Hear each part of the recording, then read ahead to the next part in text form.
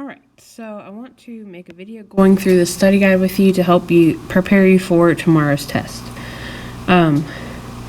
So I am going to include some things from chapter 3, which is like the from the quiz we took, because really there's not enough in chapter 4 alone for the test. So I'm not so worried about the graphing part, but I want you to be able to find the coterminal angles. So angles that are between the negative 720 and 720 that are coterminal. So if you say you start with 135, you have to add 360 to get 495. If you add 360 again, that's going to make you bigger than 720, so you don't need to include that one. Then you'll do 135 minus 360 to get negative 225, and then subtract 360 again to get negative 585. Right, so the question on the test will be set up like this. You also need to be able to convert from radians to degrees, so that's by multiplying by 180 over pi, and from degrees to radians, which is pi over 180. Then we started chapter 4 with determining what quadrant the function would lie in based off of information that you're given. So just like we did in the book, so we said cosine is greater than 0, which means it's positive, and sine is less than 0, so it would be negative. So you have to find the quadrant where cosine is positive but sine is negative. So that would be in quadrant 4. Right, so you'll have problems set up like this, and you need to be able to tell me what quadrant that function would lie in, or that angle would be in, if its cosine is positive, sine is negative. Right, so they'll be formatted just like that. Right, so we also need to be able to find reference angles. Right, so this is the chart with the formulas. Right, so before you start, your angle needs to be between 0 and 360. Right, so it can't be negative, it can't be bigger than 360. Or if it's in radians, it can't be negative, it can't be bigger than 2 pi. So if it's not there, you need to either add or subtract 360 or 2 pi until it's in that range. Then from there, determine what quadrant your angle's in, either 1, 2, 3, or 4, and then use the whatever formula for that quadrant to find your reference angle. So let's say our angle is negative 135. So since that's not between 0 and 360, we have to add 360 to it. So then negative 135 plus 360 gives us 225. So that is going to put our angle here in quadrant 3. So the formula for quadrant 3 is theta equals 180 plus p. Remember that we plugged this angle value in for theta. So then we have 225 equals 180 plus p. We subtract 180 from both sides, giving us a reference angle of 45.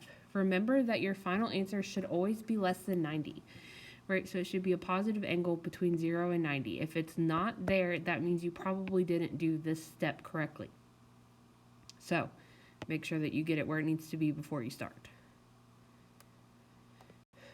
All right, so then let's look at one that's in radians. So I'm going to go through 2 ways to do this because I know some of you just dealt with it in radians, and some of you converted it to degrees. So the first one I'm going to talk through is how to leave it in radians to solve.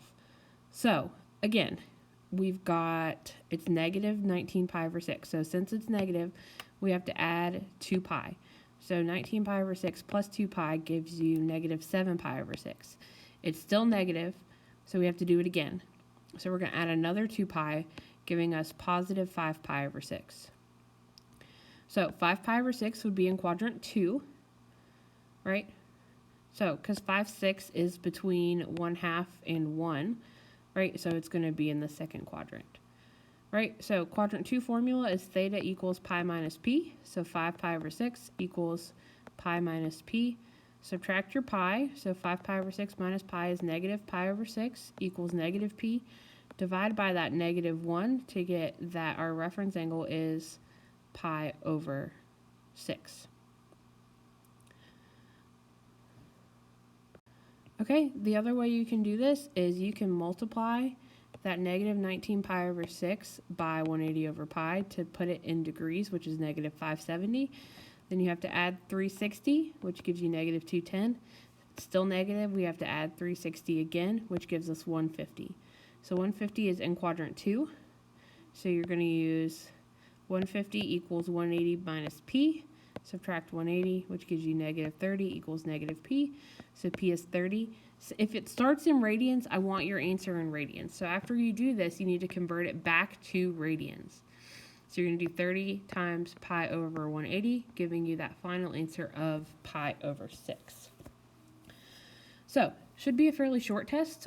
Hopefully it's fairly simple. I'm not going to put a whole lot on the unit circle, really anything from the unit circle on there, just because I would feel more comfortable if we had gone over that in person together, but we haven't yet, so I'm not going to include that on your test.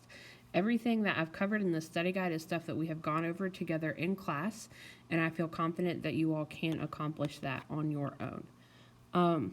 Obviously, I can't stop you from using your book and your notes, so this is an open book and note test. So there's really no reason that you should do poorly on it. I am asking that you please do it yourself, though. Do not seek help from your other classmates, right? This still needs to be your own work. So please be honest, right? And do not cheat. I will know. I have ways of knowing. So please let me know if you need help with something, and I will be happy to do that for you, okay? So I will post the test link tomorrow. It'll be open from tomorrow morning at 7 a.m. until midnight tomorrow. So please make sure that you do that test in that time frame. It'll be through Microsoft Forms. So if you make sure that you are signed in with your Mercer Christian Academy office account before you open it. That way you don't have any issues. If you have any technical issues opening that that test, please reach out to me immediately so that we can get it fixed and you can get it taken in that time frame. All right, you guys are doing a great job. You've all been submitting your work on time, and I'm so proud of you guys. So just keep up the good work, and good luck.